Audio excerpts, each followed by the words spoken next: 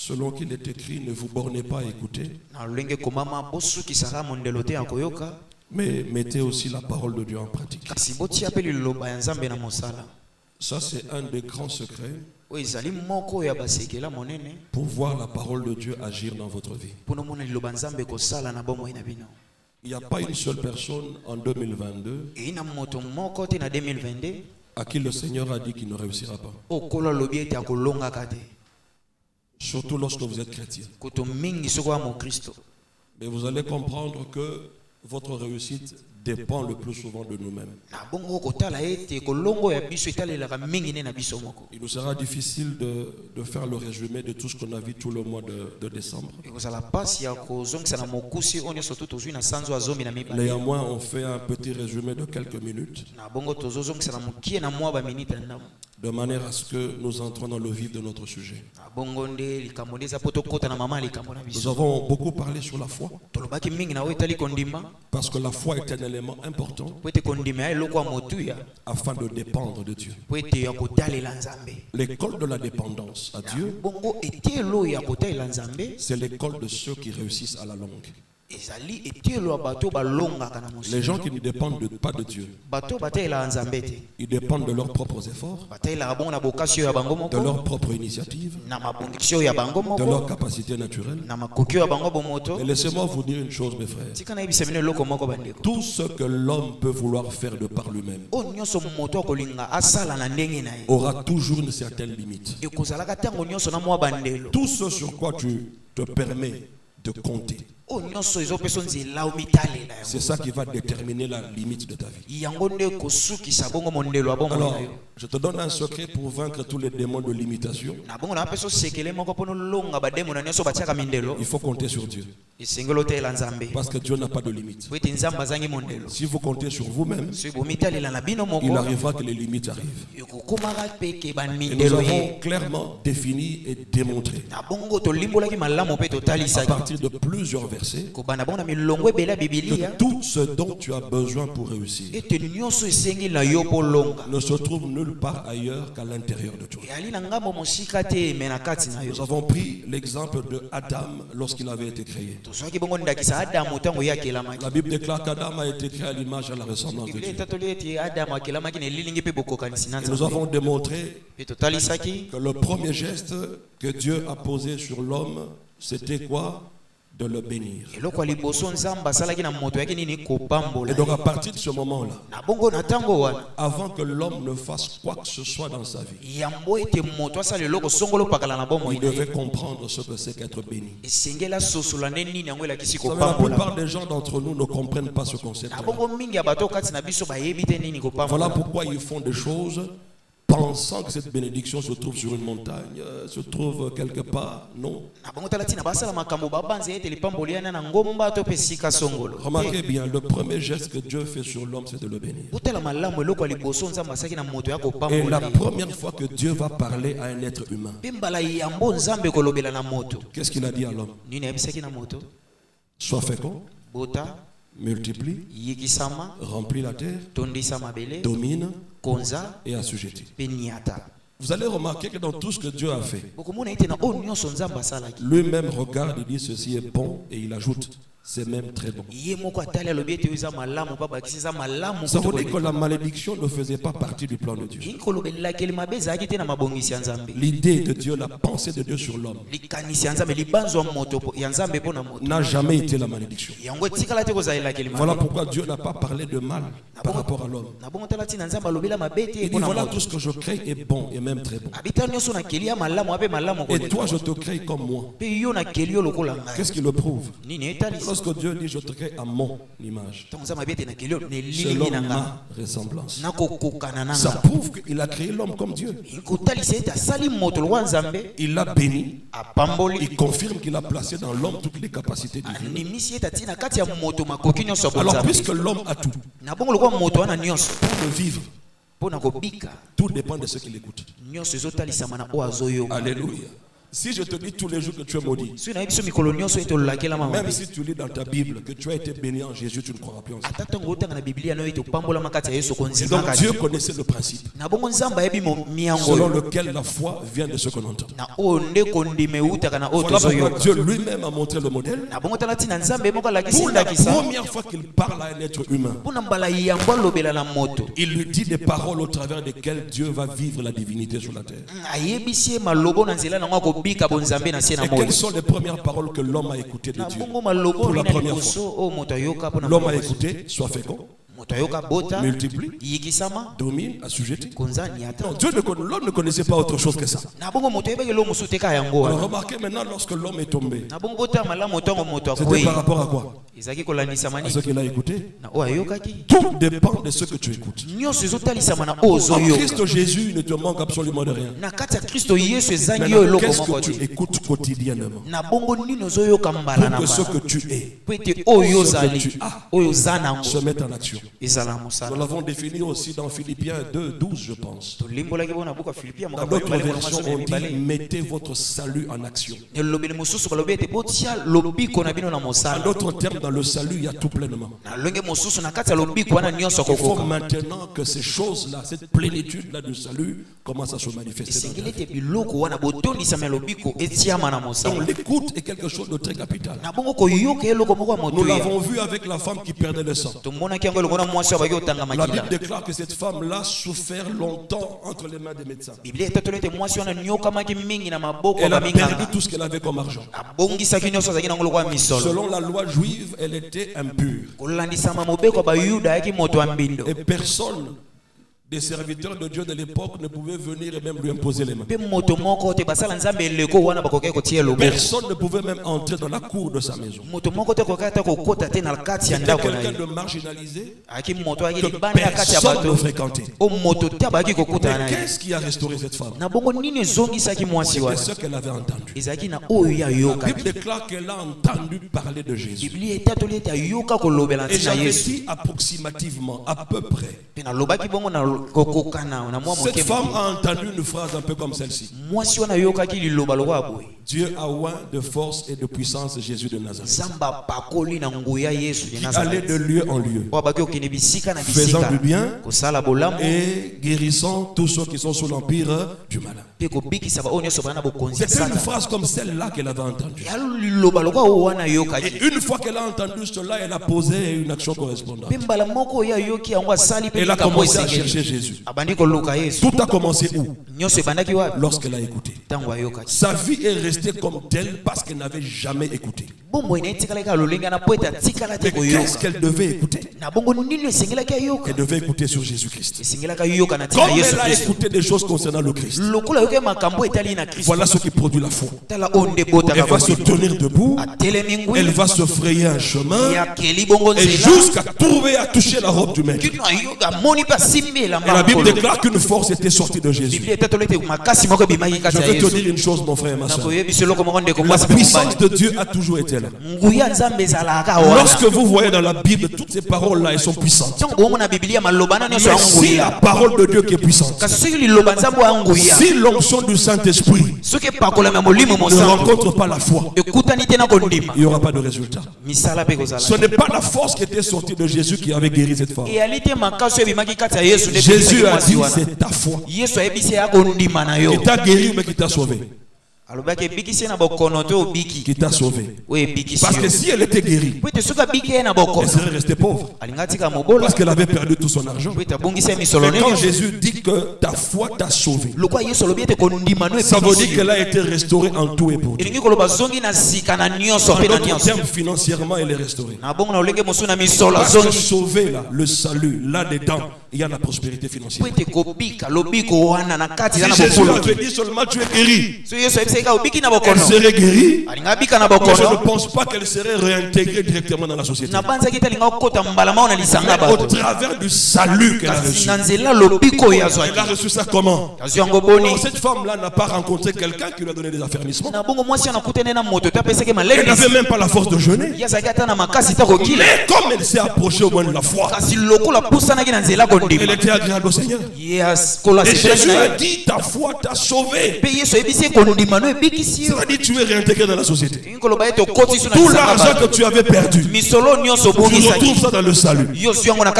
Alléluia. Est-ce que tu comprends ça? Et à Lystre, à Icône, là où Paul prêchait, la Bible déclare qu'il y avait un paralytique assis, impotent depuis sa naissance. Il ne marchait pas depuis qu'il était né. La version parole vivante dit que cet homme avalait littéralement tout ce qui sortait de la bouche de Paul. Cet homme est resté assis. Pourquoi? Pourquoi la vie de beaucoup de gens ne prospère pas? Parce qu'ils n'ont jamais écouté ce qu'il faut. On vous a tout dit sur les démons, les malédictions. Mais c'est pas ça qui crée la foi. Cet homme-là écoutait l'évangile. Quand vous lisez dans Acte 14, la Bible déclare que les apôtres Paul et Barnabas enseigner l'évangile avec assurance. Et c'est ce que cet homme-là écouté. Et quand il a suffisamment écouté, la Bible déclare que Paul vit que cet homme avait la foi. Où est-ce qu'il a eu la foi pour marcher? Cette femme-là, où est-ce qu'elle a eu la foi pour être guérie? C'était en écoutant. La force d'Adam était de continuer à écouter Dieu. Mais lorsqu'il a écouté autre chose, c'est le malheur qui était entré. Mes chers frères, lorsque vous écoutez l'évangile, votre volonté va s'accorder avec les vérités de l'évangile. Remarquez le jour où on vous a enseigné le Romain 19. Vous avez écouté, n'est-ce pas? Ça suscitait la foi. Et la Bible déclare que si tu confesses de ta bouche le Seigneur Jésus, si tu crois dans ton cœur que Dieu le Père l'a ressuscité des morts, tu seras sauvé. C'était ton choix. C'était ta décision. C'était ta volonté. Remarquez que lorsque ta volonté à l'égard de Dieu a agi pour la première fois en recevant Jésus, même les démons, même le diable lui-même et tous les sorciers étaient incapables de t'empêcher de naître de nouveau. Si ma foi s'accorde avec ce que Christ a fait à la croix, que par cette blessure j'ai été guéri, et j'exerce ma foi en accord avec ça, personne ne pourra m'empêcher d'être guéri. La seule personne qui te bloque, c'est toi-même. Pourquoi en 2022 tu dois sélectionner des choses que tu dois écouter, des choses qui ne t'aident pas à comprendre davantage Christ. Ne les écoute pas. Ça va t'amener à tomber comme Adam était tombé. Il a écouté le contraire de ce qu'il devait écouter. Alléluia. Même Jésus dans son ministère, la Bible déclare qu'il allait de ville et en village en train de faire quoi? D'enseigner et de prêcher la bonne nouvelle du royaume. Après cela, la Bible déclare qu'il a commencé à produire des miracles. Parce que même Jésus, avant que Paul ne parle de Romains 10, 17, la foi vient de ce qu'on entend, tout ce qu'on entend vient de la parole de Christ. Jésus lui-même qui est la parole connaissait le principe. Il prenait soin d'abord d'annoncer la bonne nouvelle afin de susciter la foi pour qu'il y ait par la suite des miracles. Et partout où les gens étaient incrédules, la Bible déclare que Jésus n'a pas pu opérer des miracles. Est-ce pour autant que Jésus n'était pas puissant? Est-ce pour autant que la parole qu'il prêchait ne pouvait pas guérir? Si, ça pouvait. Mais les gens en face de lui n'avaient pas la foi. Cette bonne nouvelle nous a été prêchée aussi bien qu'à eux. Chez nous, cette parole a produit des effets. Mais chez eux, la parole n'a rien produit. Pourquoi? Parce que la parole n'a pas trouvé la foi en eux. Donc c'était ça le grand résumé que je peux te donner. Nous avons enseigné la foi, la foi, la foi. Laisse-moi te dire que pendant que j'enseignais tout le mois sur la foi, je n'ai même pas vu un $50. La foi ne veut pas dire obtenir à tout prix des choses. C'est aussi recevoir la capacité de vivre en paix pendant les difficultés et les problèmes. Tu as aussi besoin de foi. Sinon, comment Mouibi, voilà pourquoi il faut avoir la foi. Alléluia. Pourquoi? Parce que Alléluia. Alléluia. La foi vient de ce qu'on entend. Sélectionnez ce que vous devez écouter en 2022. Et pour ce qui nous concerne ce soir, nous allons parler de la puissance du partenariat dans l'évangile.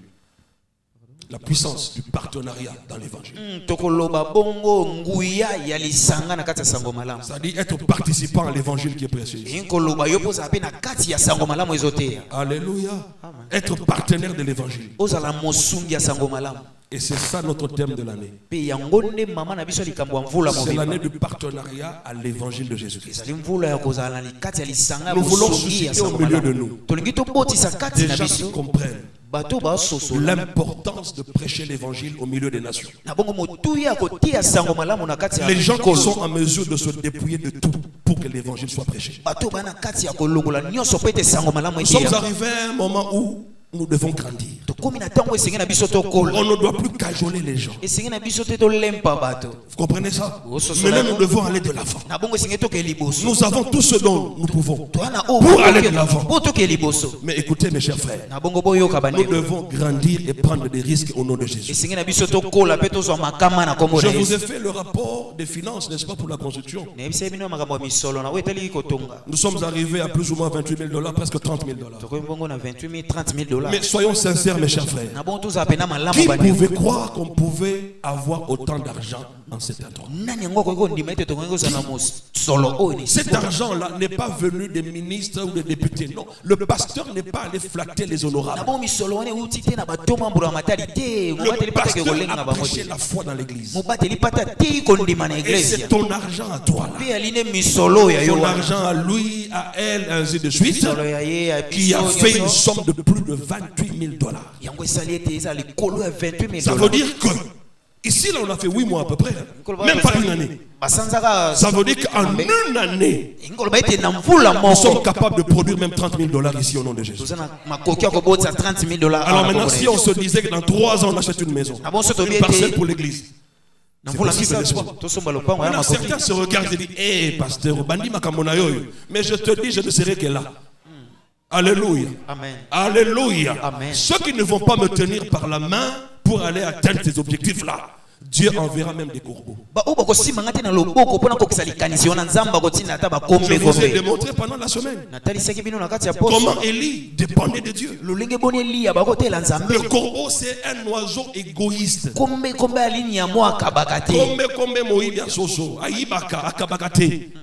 Mais comment Dieu peut choisir un corbeau? Les gens que tu ne peux pas imaginer viendront répondre à ces besoins-là. Si toi, tu croises les bras. Je te dis la vérité. Tu vas voir ça cette année. Alléluia. Parce que quand j'ai vu les comptes, je me suis dit: tiens, je ne savais pas que c'était autant. Mais soyons sincères, mes chers frères. La première réunion qu'on a faite par rapport à la construction, qui a cru en cette vision? Qui a cru? Personne. Personne n'a cru. Mais les gens qui avaient cru, c'était combien? C'était des gens qui n'avaient rien. Mais ils avaient seulement la foi. Alléluia. Et puis un papa qui va sortir, c'est $50, on va tracer là. Tout a commencé là. C'est que vous ne comprenez pas, mes frères. C'est que dans le partenariat avec Dieu, le problème, ce ne sont pas tes efforts. Le problème, c'est de faire ce que tu peux. Avec ce que tu peux là, Dieu maintenant va agrandir ça. Et toi, tu veux amener grand alors que tu n'es pas grand. Tu n'as pas grand non plus. Alléluia. C'est ce que tu as là que Dieu veut.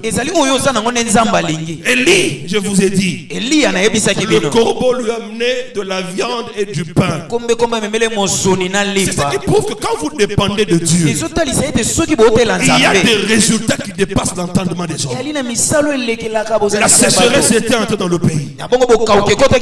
Élie n'a pas commencé à inventer des choses, chercher les voies et moyens pour s'en sortir. Il s'attendait à Dieu. Et Dieu lui dit, Élie, va dans le torrent de Kérit.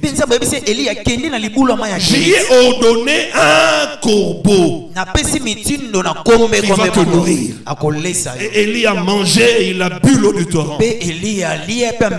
Lorsque le torrent a séché, Élie n'a pas inventé des choses. Il s'attendait toujours à Dieu. Et puis il dit, va, j'ai commandé à une veuve. Une veuve qui avait quoi? Un peu de farine et un peu d'huile. Elle-même disait, nous n'avons que ça.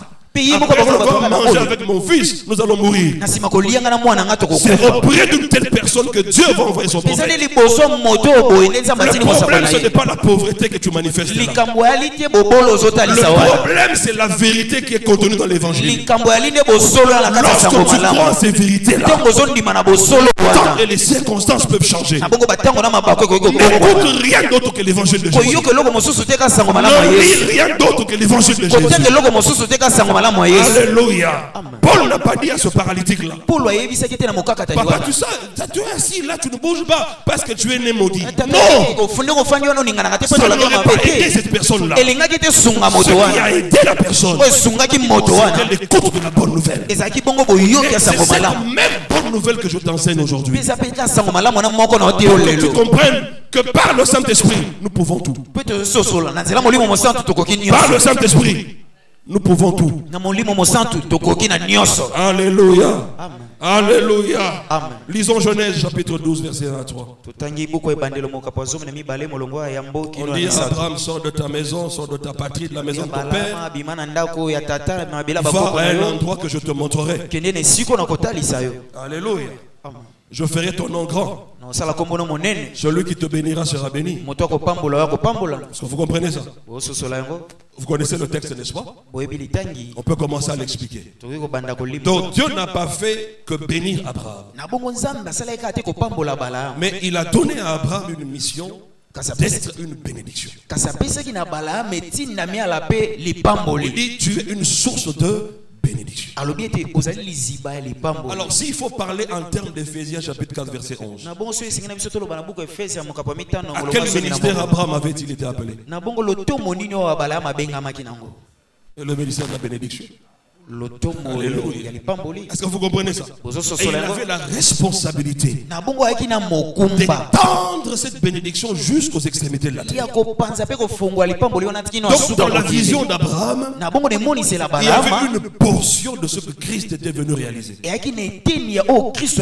C'est que dans tout le rayon, c'est-à-dire sur toute la terre, il ne devrait pas y avoir des gens pauvres. C'est ce qu'Abraham est venu démontrer.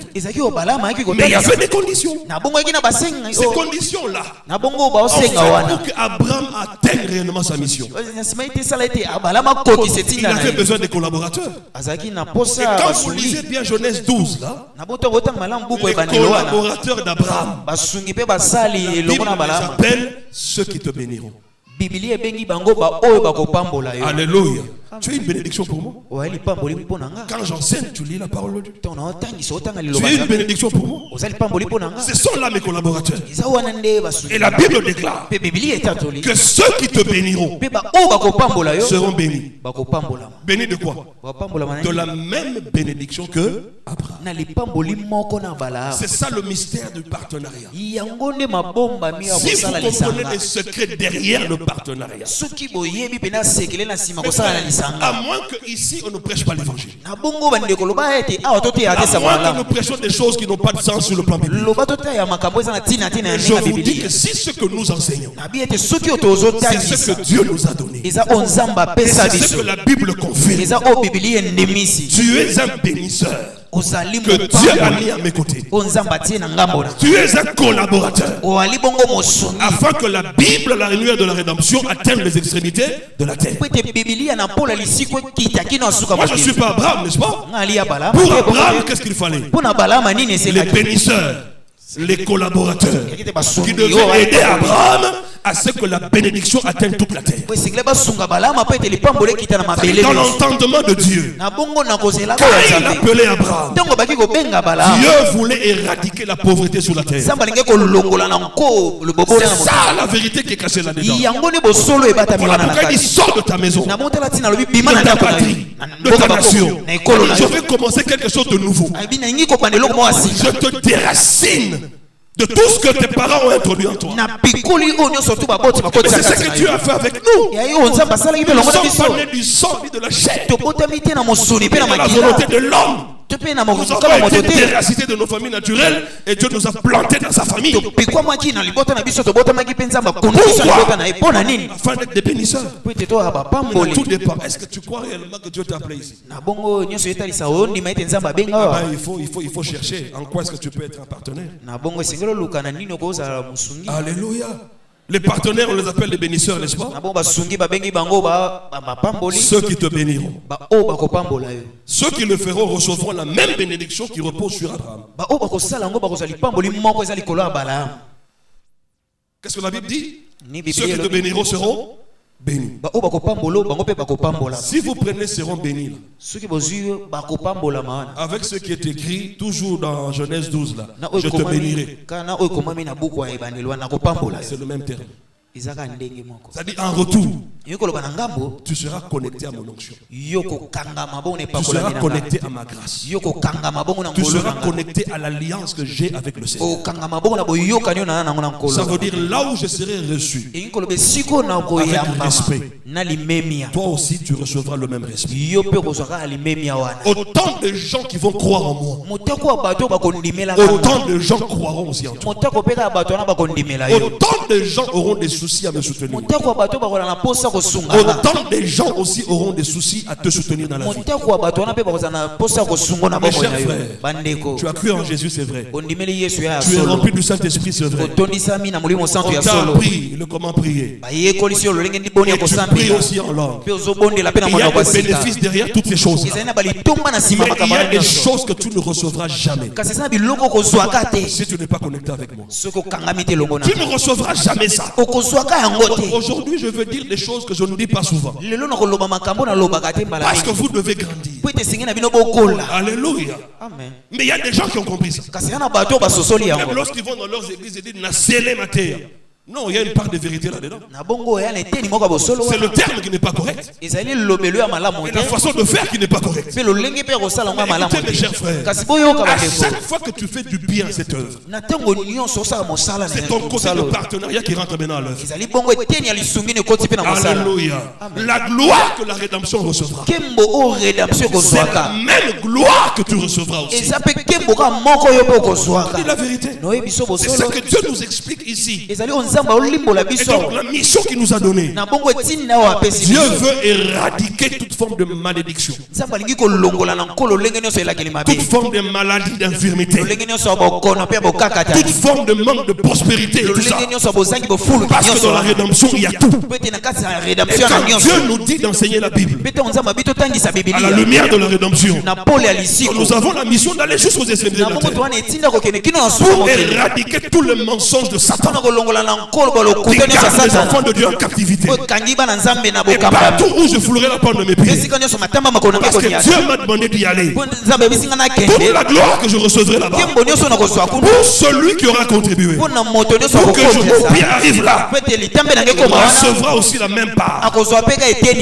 Alléluia. Voilà pourquoi Dieu nous insiste dessus. Pour 2022, apprenez à être des partenaires. Quand je parle de partenaires, je parle de toute l'église. On n'a pas changé de doctrine. Tout le monde ici est partenaire de la mission. Je ne veux plus entendre parler des gens qui viennent et disent non, donc ça prouve que tu es un bébé spirituel. Pourquoi dire des choses comme ça? On a baillé dans tiki. Non, faut jamais dire ça. C'est une déception. Est-ce que toi tu as connu ce que moi j'ai connu?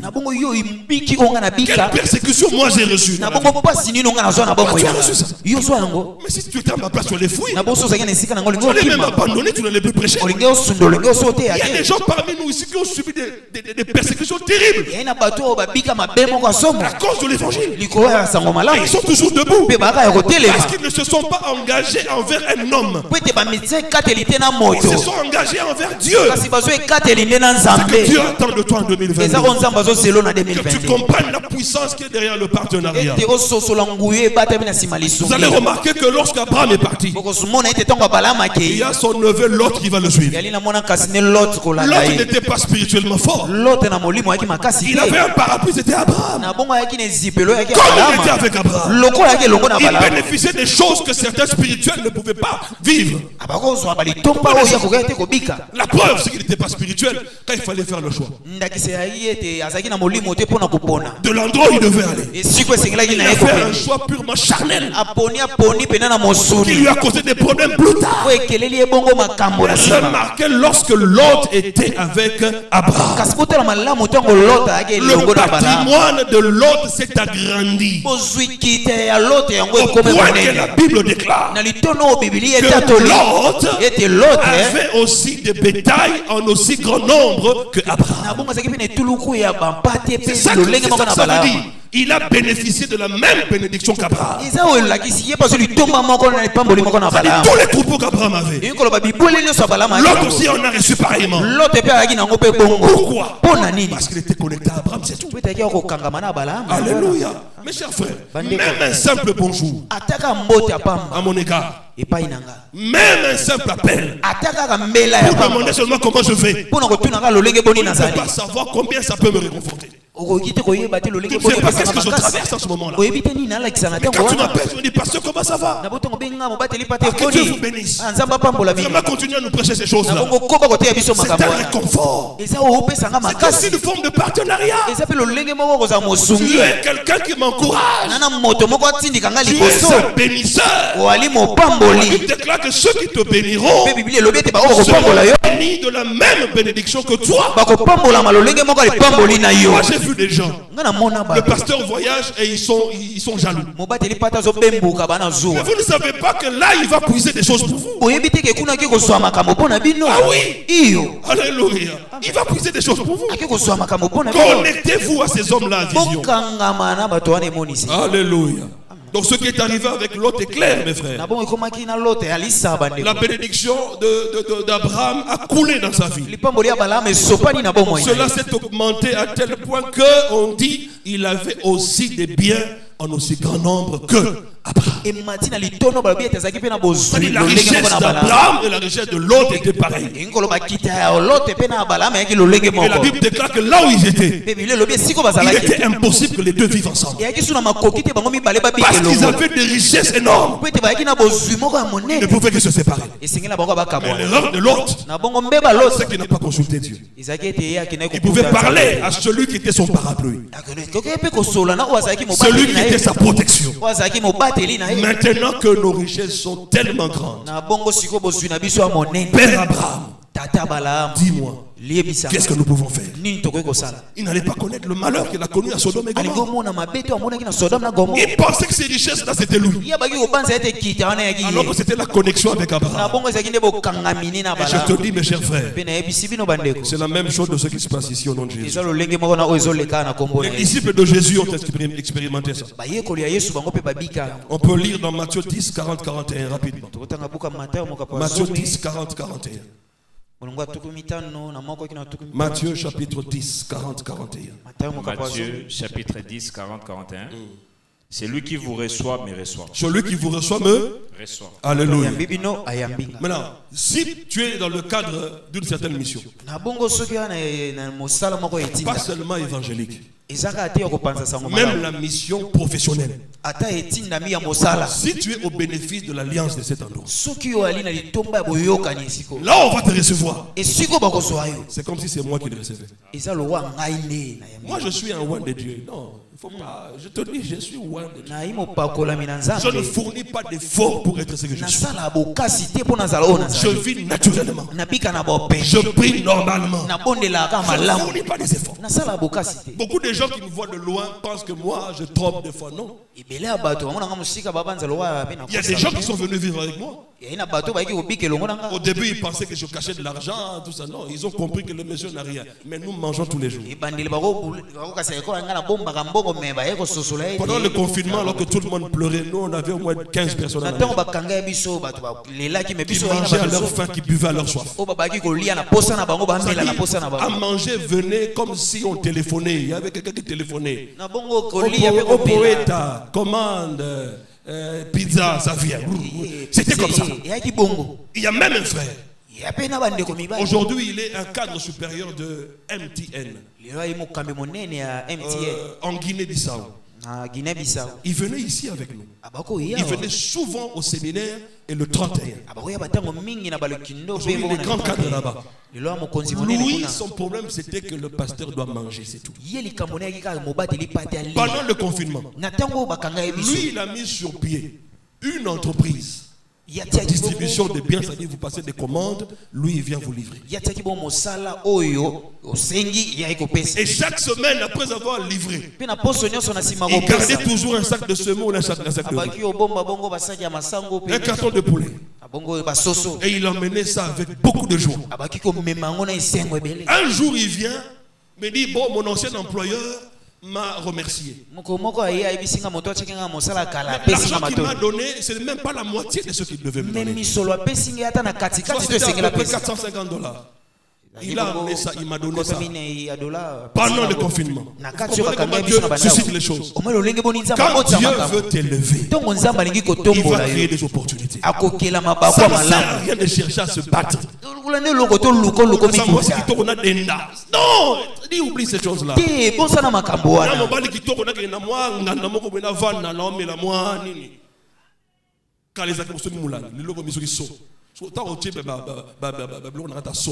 qu'il y a de nouveau?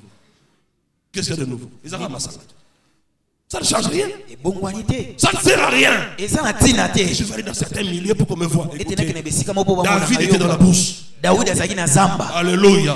L'onction l'a repéré. Mais toi et moi, l'onction est en nous. Donc l'onction n'a pas besoin de te localiser, de chercher. L'onction est ton adresse. Parce que le Saint-Esprit lui-même produit l'onction est à moi. Pas besoin de dire aux gens que l'onction se localise. Comme si l'onction s'était trompée d'adresse. Je suis le temple de l'onction. Son lieu d'habitation c'est moi. Alléluia. Et après avoir remis les 450, c'est le lendemain qu'il m'appelle pour me dire, pasteur, l'argent que je vous ai donné, c'est par rapport à un dossier que j'ai dans tel pays. Il y a un grand poste là-bas à pourvoir. Il y a beaucoup de gens qui veulent ce poste-là. Moi j'ai donné cet argent, ça vient de là, mon ancien employeur, tout ça. Priez pour que j'ai ce poste-là. C'est du message. Mais frère, je n'ai pas demandé l'argent. Je ne changerai pas, je n'ai pas demandé. Mais je veux que ta conscience se réveille. Rappelez-vous de la vision que j'avais eue une fois. Où les gens de l'extérieur venaient puiser et ils partaient. Mais ceux de la maison, personne ne puisait. Parce que les gens pensent de il faut beaucoup prier en langue. Mais il y a des choses que tu n'obtiendras jamais. Si tu n'es pas en accord avec moi. Je te dis la vérité. Parce que vous êtes mal habitués par moment ici. Cette grâce-là, on dirait que ça a enivré certaines personnes. La Bible dit que la grâce est trompeuse. Je vais vous enseigner ça l'année prochaine. En quoi est-ce que la grâce est trompeuse? Remarquez beaucoup de gens là. Grâce sur grâce, grâce sur grâce. Observe leur vie. Il n'y a pas de sanctification. Ils vivent bizarrement. Et Jésus a déjà tout fait à la croix. Oui, il a déjà tout fait. Sa part, c'est quoi? C'est de le recevoir et de vivre conséquemment. Mais si tu ne le fais pas, et Christ est mort en vain pour toi. Alléluia. Jésus dit à ses disciples, parce qu'ils étaient en partenariat avec lui, il dit, là où vous serez reçus, c'est moi qui le reçois. Est-ce que vous comprenez ça? Ça dit, je peux être petit, je peux être limité, du moment que je suis connecté au maître. Là où je vais me retrouver, c'est le maître qui est en action. Ça dit la grandeur de ce que je vais vivre, c'est au-delà de ma petitesse. Parce que ce que je vais produire, ce n'est pas moi qui le produirai, c'est le maître qui est en cet endroit-là qui le produit. Alléluia. Ça fait quelques années que tu es en Christ. Tu n'as pas payé autant de prix que moi. Il y a des choses que tu n'obtiendras jamais avec ta petite foi là de souterraine. Mais si tu te connectes à moi, ma foi à moi peut t'aider à t'en sortir. En attendant que tu grandisses petit à petit, la foi vient de 50 ans. C'est tout un exercice. Et tu en sais quelque chose. C'est pas facile. Alléluia. Mais Dieu te donne un raccourci. Le partenariat. Alléluia.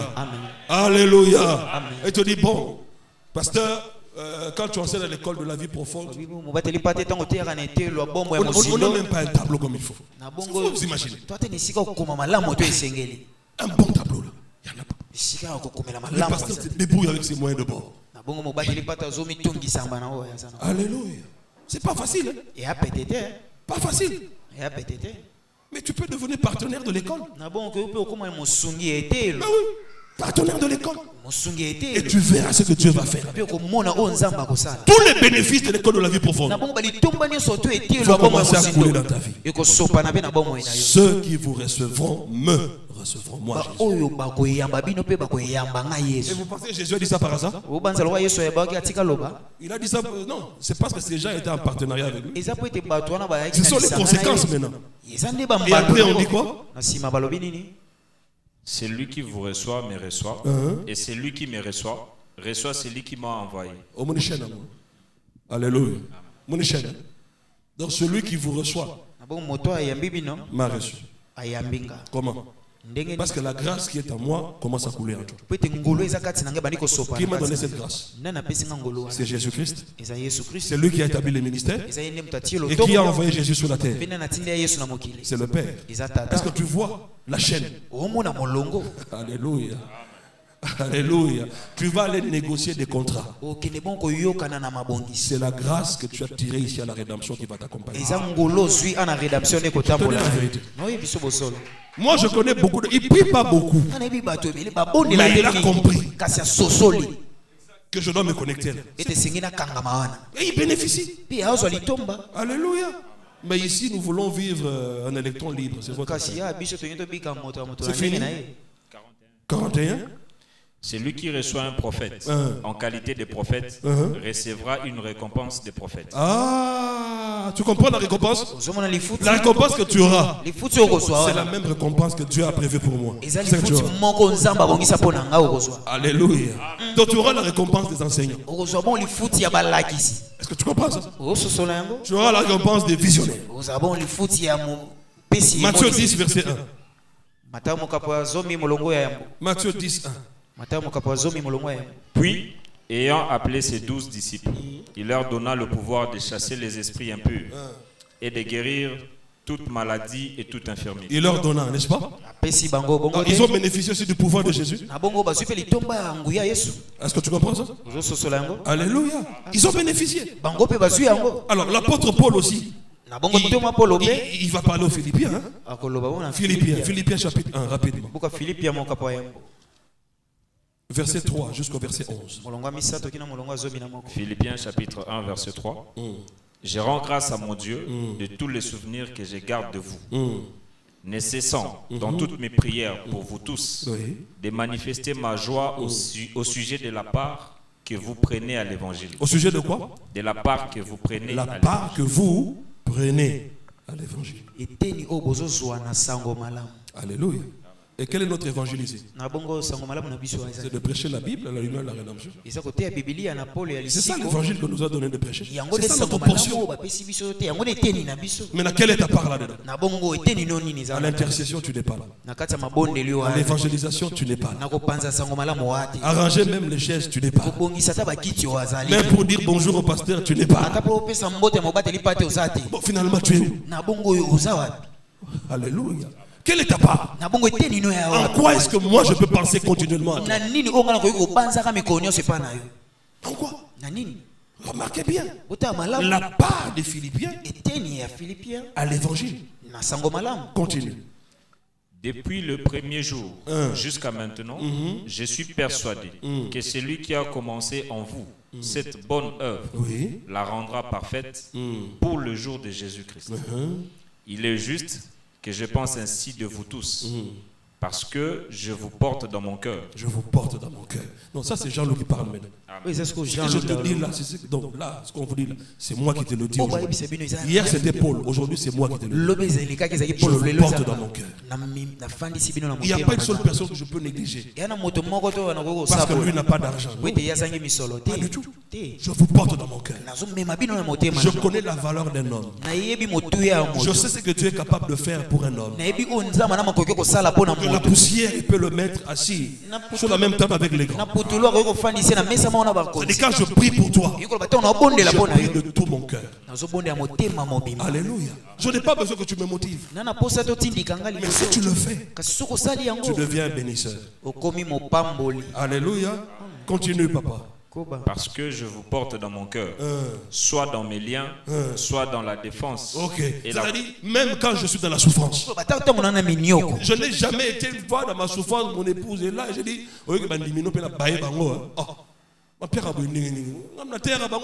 jamais je ne dis.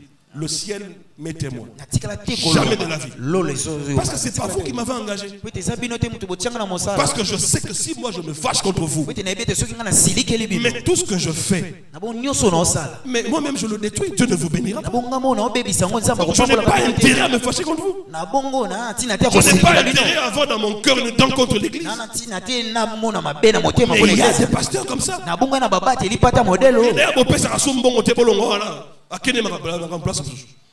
Alléluia. Vous savez combien de gens nous avons formés à l'école de la vie profonde?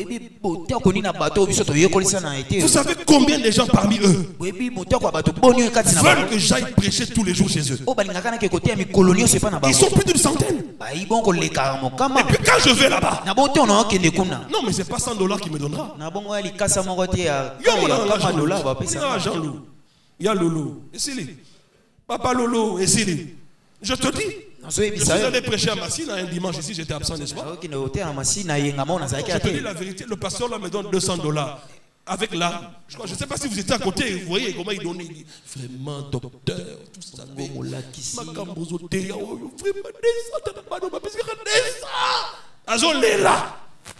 Mais non, donnez. Si c'est ça qu'ils ont donné, ok. Que Dieu les bénisse au nom de Jésus. Vous comprenez? Ils sont nombreux. Je peux commencer à les appeler à partir du 1er janvier ici. J'ai dit, toi là-bas, je viendrai prêcher chez toi. Tel dimanche, je venais chez toi. Tel dimanche, tous vont m'accueillir. Tous, sans exception. Eh bien, mes chers frères, si je fais le calcul, après 6 mois, il y aura au moins $5,000, je m'achète une nouvelle voiture et c'est pratique. C'est parce que je te porte dans mon cœur. Je veux être responsable de cette mission. Je veux vraiment être ce canal par lequel Dieu va te faire du bien.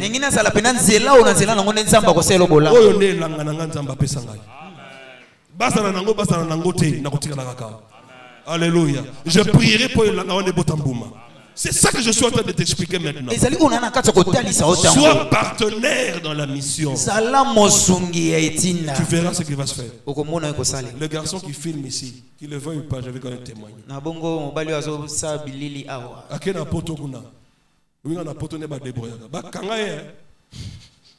Oh, élevage, récolte ma pomme.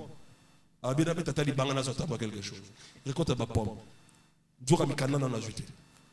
Bakangi Bango Naba. Vous voyez, il y a des véhicules en Europe, il y a la police, vraiment, tu vois, police. Ils sont en tenue civile, hein, des véhicules banals comme ça. Seul là, quand ils t'attrapent, tu as des sérieux problèmes. On a attrapé nous. Mais il s'est souvenu de la prière que je lui ai faite là-bas, sur OU. Là où on était. Qui peut s'en souvenir? Les anciens, qui peut s'en souvenir? J'avais dit, il est parti pourquoi? Pour servir Dieu. Voilà ce qu'il avait sauvé. C'est tout. Il arrive là-bas, monsieur, quel est votre nom? Jacques, Alexandre, tout à l'heure. Mais les autres, on les a arrêtés. Alléluia. Mais vous pensez que lui là, on l'a gardé pourquoi? Pour son teint clair, il était connecté à une source que le ciel connaît. Et Dieu l'a identifié par rapport à cette source. Et c'était parti. Alléluia. Est-ce que tu comprends ça très bien? Continue, frère. Soit dans mes liens, soit dans la défense et la confirmation de l'évangile. Voilà. Vous qui tous participez à la même grâce que moi. Ah, vous qui tous qui participez à quoi? À la même grâce que moi. Celui qui te bénira sera béni de la même bénédiction. Donc cette phrase-là nous renvoie à Genèse 12. C'est pas ça? Vous qui participez à quoi? À la même grâce que moi, parce que vous avez part à l'évangile que je prêche. Conséquence, vous aurez la même grâce que moi. C'est-à-dire votre part ou participation à la mission, à la vision, à ce ministère, n'est-ce pas? Vous connecte à la grâce, à l'onction et à l'alliance du visionnaire. Alléluia. Alléluia. Amen. À la manière dont Dieu me préserve de la mort, tu seras aussi préservé. C'est tout. Je te dis la vérité. Alléluia. Donc Paul avec les Philippiens, il a fait pareil. Dans le partenariat à l'évangile, ce que vous mettez pour le compte de ce ministère, vous êtes à recevoir l'onction de ce ministère et de ce visionnaire. Au travers du partenariat, vous activez la loi d'échange d'onction. Vous